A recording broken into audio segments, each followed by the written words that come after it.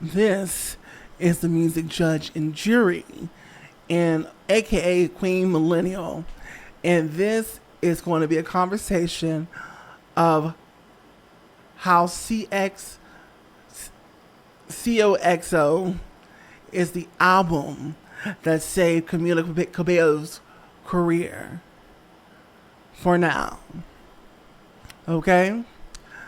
But first, before we get to the meat and potatoes of this thing, a word. When you, well, this is food for thought. When you are hungover from alcohol poisoning and it's stealing hours of your life before you actually make a recovery, and you repeat this process again and again and again, not only are you putting your very life in jeopardy later on, not only are you wasting so much time and damage, but if you're somebody that was after something significant, you want to be somebody, you wanted to make a career happen, whatever, well, that type of behavior cannot continue. Okay? Cannot continue. So just the food for thought. If you're somebody that's watching right now that knows you're guilty and you really are after something, then you need to stop. But if you're not, you're just here like what the F on the planet, well then carry on. This is It's That Girl or It's Not That Girl. Now I'm Worklina, the workhorse, and on this show we talk about popular music and popular artists from today, yesterday, and beyond. Now today we are talking about why and how I'm about to get this good. COXO. Let me make sure I'm getting that right, because I don't know why I'm tripping over it when that is my album, first of all. I'm pretty sure it's COXO.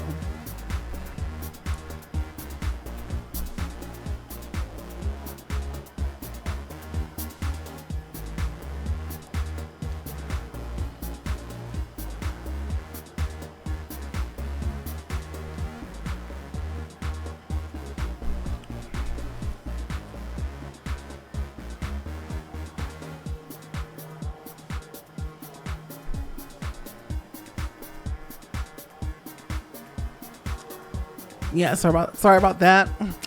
I'm pretty sure, yeah. No, I was wrong. CXOXO. Yeah. That's it. How CXOXO saved Camilla's career. Okay, so I want you to go ahead and get your favorite, I don't know, popcorn, drinks to relax, sodas, Alizé. Just get comfortable, because this is It's That Girl or It's Not That Girl. Take it away.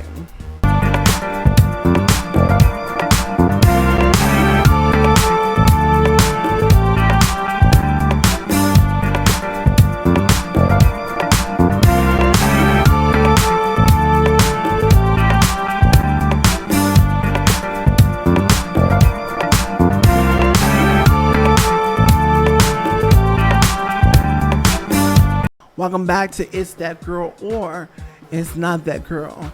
Now, I'm Peyton 3.0, the artist, the musician, the entertainer, not the content creator, not the YouTuber, and not the influencer.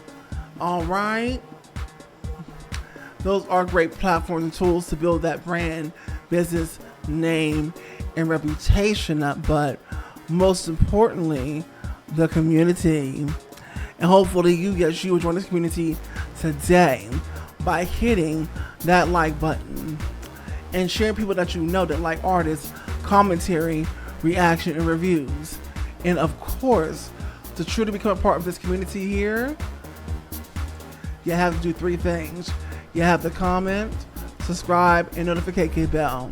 Okay, now let's get into this. Before we get to why CXOXO Peyton is the album that saved Camilla's career. We need to take it back just briefly to the X Factor days, where the judges can clearly see that even though she wasn't the strongest voice in the competition, Camilla is a lyric soprano. And just to remind you again, lyric sopranos, they don't have much color or depth. They just sound pretty. They can carry a note and maybe elegant, beautiful, but there's not really much there's not much weight to their voices, you know. There's not much texture. Some of the lyric soprano singers have a unique tone that gives them their edge. And Camilla has a unique tone, which gives her her edge in her voice, and she knows how to use it very well. She's very well trained. She knows how to do the acrobatics. She's in control of her voice.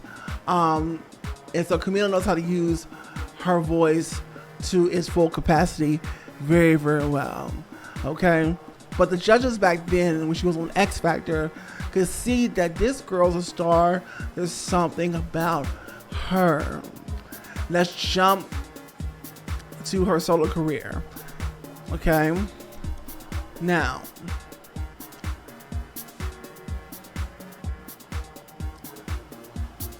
let's jump to her solo career.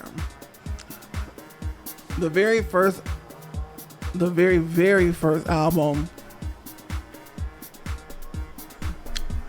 Camilla had captured the GP, aka the general public. For those of you who are not chronically online and know internet speak or acronyms like that, Camilla Cabello had captured people right out of the gates, okay?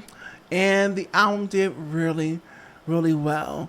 Camilla, because some people may not know, but her last name should give it away that she is a Latina, okay?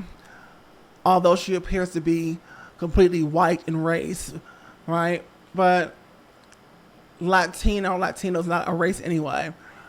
But anyway, that's just a conversation for another day. We're just gonna call her a white Latina. Anyway, Miss Camila Cabello was knocking the socks off of the GP with hits like Havana, Never Be the Same. She was doing it, and she had went into her roots, you know, with the kind of music she was making. You know, she was in to her Spanish Latin roots. That was the look of the cover. That was the look of the videos. That was the look. You know, she was really seeping into that. Since at this time, Latin music was the flavor that was taking over the airways in popularity. One of the genres in America, you know. But anyway, she was winning. Second album is where trouble in the waters were happening, because the first song, okay, you got our interest, right? You got our interest. May I say that this girl, she's a performer. When she's on that stage, I'm captivated when she's on that stage. This girl knows how to perform and keep you. She's that girl on the stage. Period. Anyway, back to that second album, True Romance, whatever it's called. It was not the girl. I mean, the marketing went well. They did a great job on the marketing. Enough. But I heard personally, for me, and it just seemed to be the opinion across the board, that second album was a miss, honey. I don't know what they were trying to do with that. What was the vision, the concept for that second album? But this is where things will start to go downhill for Miss Camila Cabello, honey. Ooh, because usually when you have a great first album, okay, great. But that sophomore slump is what really gets artists together. Okay? And they usually don't have another chance after that. Usually the label's ready to drop you. Okay? The second album, artistically, coming from an artist, it was a miss. Okay? And the GP seemed to think so too. So fast forward, and she comes back with a third album. Okay? This album here, even though the GP did sleep on this one too, for the most part, this one was very, very good. Absolutely. In my personal opinion. Alright. So Camilla's on the third album. It's not quite the hit that she or the record label thought it was going to be. She was already on shaky ground. The question is, what was going to save her?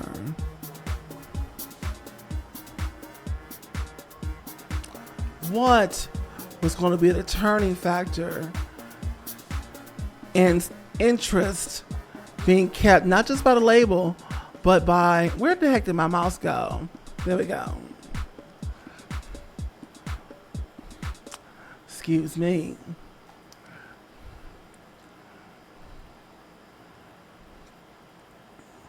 Show me all, there we go. Okay, good, great. Anyway, the album and even the singles, they just didn't do that well, although it was still a good album. So, allegedly, I'm not saying that this was happening. The label was probably thinking like, what do we do with this woman? Right? Because Camilla's no longer a child anymore. She's now in her mid-20s. Okay? And for this fourth album, nobody saw it coming. Nobody saw it coming. That she would do this drastic brand change like that. And that's actually dangerous to do, because if you had any kind of core fan base, which I don't know if Camilla truly ever really did, then they were not going to get there, because you can't just switch the brand that drastically on people. Usually that doesn't work.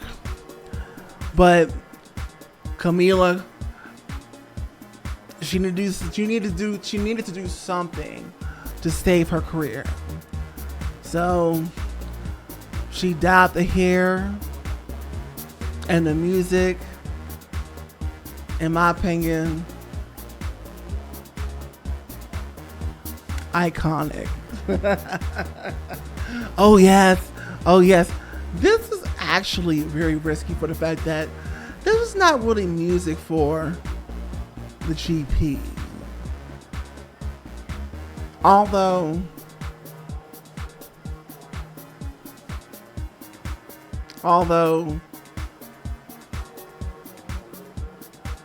there was the Charlie XCX with Brat, which usually would not have gone over so well in any other time in the mainstream GP demographic, but somehow it did, and that was the biggest era of Charlie's career with that electronic music, right? Which I love, which is what I do, obviously, you know. Anyway, Camilla did this risky move. It had the people talking, okay? Whether it was good or bad, it had the people talking. And it's just, sometimes it's what you need in this internet age to get to the next question that you want people to get to. Okay, after this, what's next? See, right now, Camilla has people at the edge of their seat. After this, where is she going to go? Even I'm like, okay, after this, what's next for Camilla Cabello? What's the sound gonna be like? What's the air gonna be like? Because we're like, okay, from here, where does she go? You know what I'm saying? She already had her avant-garde. I mean, even Ariana Grande has had her more avant-garde with Sweetener, with the type of sounds that Pharrell does. Brilliant album, by the way. My favorite album from Ariana. Sonically. But Ariana was able to somehow pivot again to a more relatable type of album after that, shortly, and the GP caught on to it. My question for Camilla is, what kind of move will she make? Because this next move, even though it kind of puts Camilla in limbo, okay, mainly with the record label and the GP, limbo. Where is she going to go next? And this next move could be the deciding factor of the label most likely letting her go or not. Allegedly. And that is the reason why it's for a shaky career, you know, only on her third album, people are not gravitating like that towards it like the first album. That XO is the savior currently right now that keeps Camilla in limbo in her career. Okay? I'm really interested to see where she goes next. I love the album. I love the chaoticness of the album. I don't see an album that doesn't have to be cohesive to be good. No, but maybe that's just the artist in me, because I have a different set of ears than just the basic listener. You know what I'm saying? But anyway, some people love it, some people hate it, and it creates a conversation. People are still talking about it to this day. Okay? So it's up to her to use this to make the next brilliant move in her career. Okay? Because this is it. This is make or break. This has been Peyton 3.0, the artist, the musician, entertainer. Not the content creator, not the YouTuber, and not the influencer. If you got your entire life today, then please hit that like button and share with people that you know that like artist commentary, reaction, and reviews. And of course, to really become a part of this community today, you have to do 3 things. Subscribe, comment, notification bell, okay? Now, you've gotten to the very end. Congratulations. This is the bonus segment, aka the shameless self-promotion segment, where I told you I was an artist, musician, and an entertainer. Did I not? Well, we're going to prove that right now. This one is for the boys. Damn, it's hot in here. Men still finding I'm shedding tears. In about 2 to 4 good minutes. What's it take for me to get with it? Like a 9 to 5, I'm working body out all night. Find that that's on that pole. Side up and down to make my thing swole. 5 to 6 good men. There's enough for me feel the rear ends. Boys, you better shake it. Ground on body, I couldn't take it. Y'all about to make me lose my mind. I'ma sit back and watch it unwind. I'll still getting all dang facetious from my body. I'll fall to pieces. And now, the song. You're out there looking for a stress reliever. You're looking for a stress reliever out there. Drugs, the alcohol, here we go. But let me tell you what you need to do. Here we go. Blood pressure, you worked all day like the messenger. Work so hard that the bills are high. All you do is cry me a freaking try. Punch that clock every freaking day. Still on your money, you got to pay. Fuck that shit, man, you need relief. But you got is free for the fucking cheap.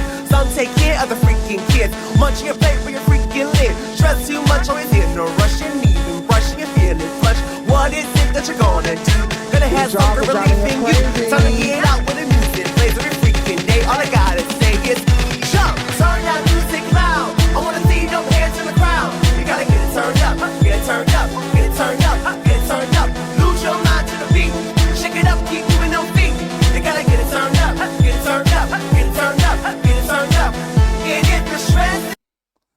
And that is all I will be giving you, okay? Anyway, if you want to hear that song in its entirety, then comment in the comment section. You ready? Let me hear that song. And I most certainly will, absolutely for free.